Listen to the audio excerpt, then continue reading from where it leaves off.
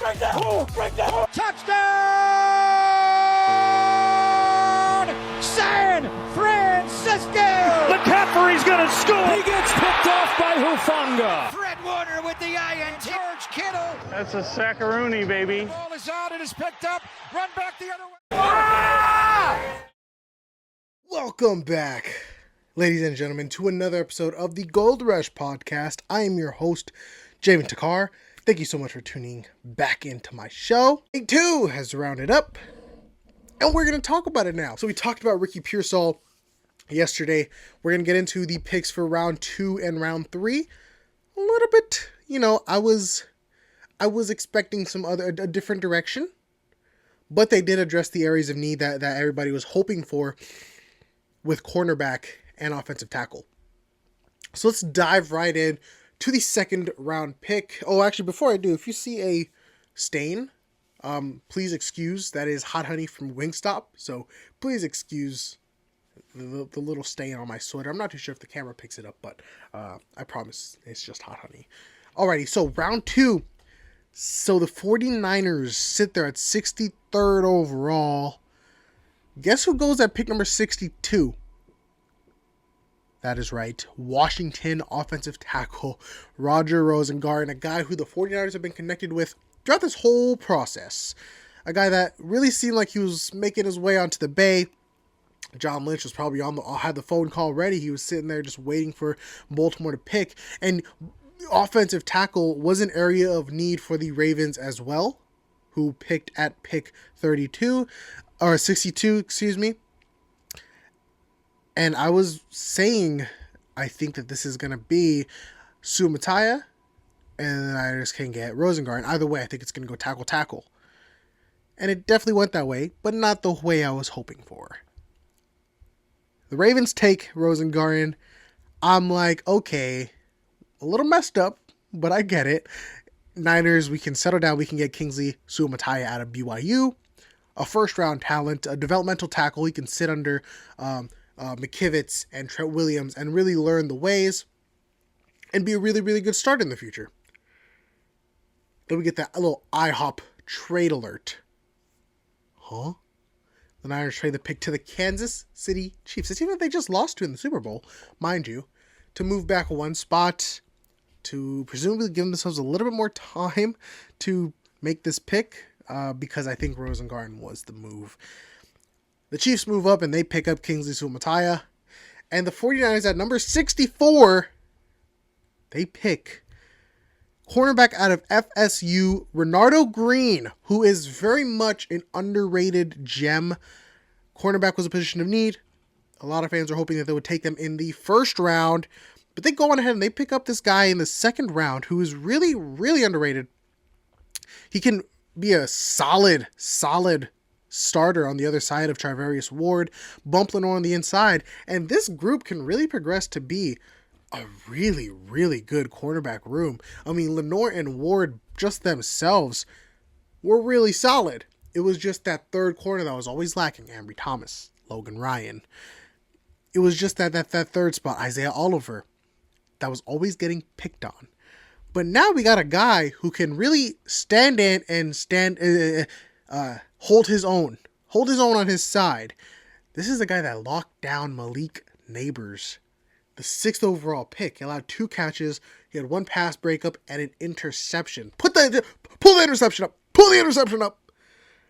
That is right. You see it. I mean, it was a great pick. Just read the route for him. All game, he was all over Neighbors' hip, running the routes for Neighbors dang near. And it was really interesting. So he wasn't exactly shadowing Neighbors, but there was some situations where he would move inside to cover Neighbors. But he's mostly an outside cornerback, no doubt about it. He's going to do great things on the outside there. I would like to see some better eyes to stop the run. I'm sure it's just how FSU runs their system, but to pass contain more so, I would like to see him have those eyes towards the ball a little bit more, just so he can jump that run. And I'd like to see a little bit more aggressiveness stopping the run. We see Diamond Lenore, we see Talanoa Hufanga, they're rushing to the ball carrier, and we're getting all 11 gold helmets to the ball. I would like to see that a little bit more from Green. It seemed like, if it's on the other side or it's through the middle, it's a little far for him. he's not going to put in 101 effort getting to that ball carrier. So I would like to see that effort a little bit more. But other than that, though, really, he's an aggressive corner. Besides that, in his coverage and stuff, he's a pest. He's a pest when the ball is in the air coming to his receiver. He's gonna do whatever he can to not make that catch for the receiver. So he's a great man-to-man cornerback. So the Niners, they're gonna switch things up a little bit, and he also hasn't missed a game in 2 seasons. So again, I said it yesterday about Ricky Pearsall. Availability is the best ability. So I'm definitely not too upset about this pick. It's a position of need. What else? What? So we've got at coach_yak on Twitter. Breaking down the numbers in 2023, 363 coverage snaps, 13 pass breakups, 22 yards allowed per game, 16 forced incompletions, 1 interception, 3 touchdowns allowed. PFF also rated him as the 3rd best cornerback among all ACC corners, 86.4 coverage grade. I am very interested to see how this guy develops in the 49ers defensive system, with obviously the pass rush coming in. He's a guy that I feel like could really play into his own and be a really reliable guy on the outside there. And this team could have a really scary secondary in the coming years. But yeah, Renardo Green, remember the name. I'm excited for him. And then in the 3rd round, pick number 86 overall, offensive tackle, offensive guard, Dominick Puni. Dominick Puni, guy out of Kansas, 6'5", 313 pounds. Got some short arms, though, I gotta say. He's got some short arms, which is a little bit of an area of concern. His arms are 33 and 3/8. So those are shorter than Troy Fontenot, who that was kind of a knack on Fontenot's game. They are a little bit longer than Graham Barton's, who is 32 and 7/8. And also longer than Jordan Morgan's, who was 32 and also 32 and 7/8. So, take that as you will. I see it as he's going to be a guard in the NFL level. Just the arms are just too small to play on the outside tackles with how athletic these defensive ends are. The offensive tackles, especially if they're a little bit slower, gotta have a good strong punch and a good arm length. It just has to be there. It has to be there. And unfortunately, Puni is also not that quick. His kickback isn't the fastest in the world. He lines up in a 2-point stance as opposed to a 3. So kind of getting him in that transition to lining up at a guard in a 3-point stance. So, we'll see how that goes. But yeah, usually when a guy's lining up with his hands at his hips, it usually means that he's a slower, a little less athletic. So, I don't know if that's a great sign, but he's a strong run blocker. He's a very good when he down blocks. He moves people. Watching his film against Illinois, going up against Johnny Newton, who was a first-round talent, got taken in the 2nd, but he's a first-round talent. He was moving that man. He was blocking him really, really well. And especially even against Texas, going up against those 2 guys that they've got on the insides, Sweat and Murphy, Murphy drafted by Seattle. We'll see that going on a lot. He was holding his own. He was doing his thing, for being a 3rd-round pick. Boom, he was getting there. He was making plays. He was finding work. I noticed a lot, no matter what. If he backpedals and his guy drops out in coverage or does this, does that, he's going to find work. He's going down. He's crashing down on his buddy next to him, his guard. He's crashing down. He's helping him. He is doing whatever he can to not allow a sack, which this man just doesn't do. Over 700 snaps taken in Kansas, 0 sacks. 0 sacks, only allowing 1 quarterback hit in his 2 seasons. And he also hasn't missed a game. Again, availability is the best ability. His footwork is mad. Could use some more development. Again, he just seems a little bit slow at times. But moving to the next level, he's solid at. He is solid at moving to the next level. I just feel like his footwork, he kind of goes a little flat-footed at times, and that kind of comes with playing a little high up. You'll notice he's 6'5", so he's not a small guy per se, but he's not the biggest, 6'7", this and that. but he does have the tendency, I feel like, to kind of get up on himself, and those heels start clicking back, and you don't want to see that. But I think he could be a very, very solid blocker in this system. You know how Niners likes their guys. John Lynch said he likes guys that can play inside and out, which is what Puni could do. You know, he got experience at tackle, but he's probably going to be a guard at the next level, which won't be a problem. He did play some guard. He's got some experience with that, and he's such a good down blocker, which is what a guard is going to do.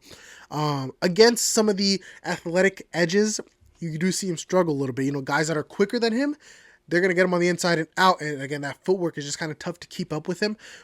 But when he's going up against these bigger guys on the inside, when he's down blocking, that works. It just works out for him. Puni could be very, very solid in the league.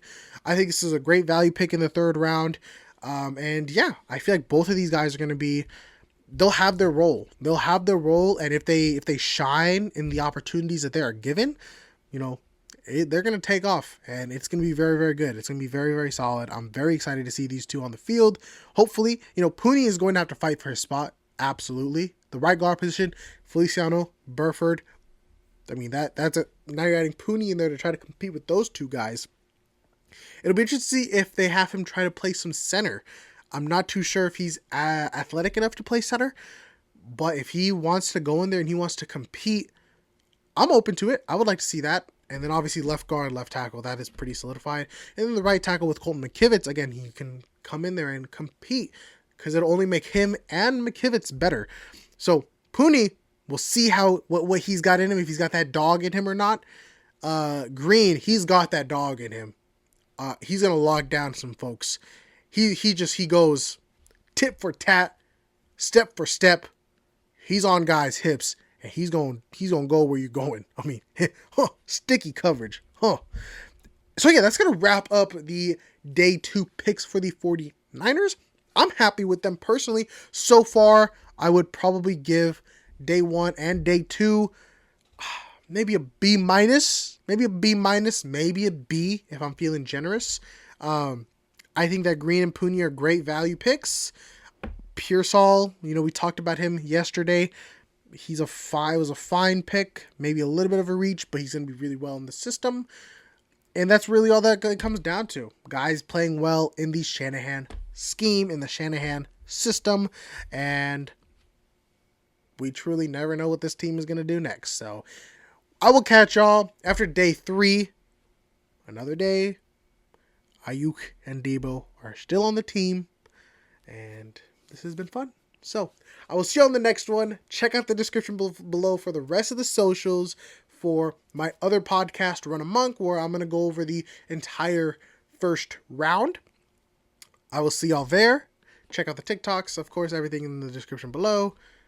I'm excited. It's draft season. We're pumped. We're juiced. New guys coming in. Love watching them. I hope you enjoy as well, as much as I do. Thank you so much for tuning in. I'm your host, Jamin Takar. I will see you in the next video. Peace out, faithful.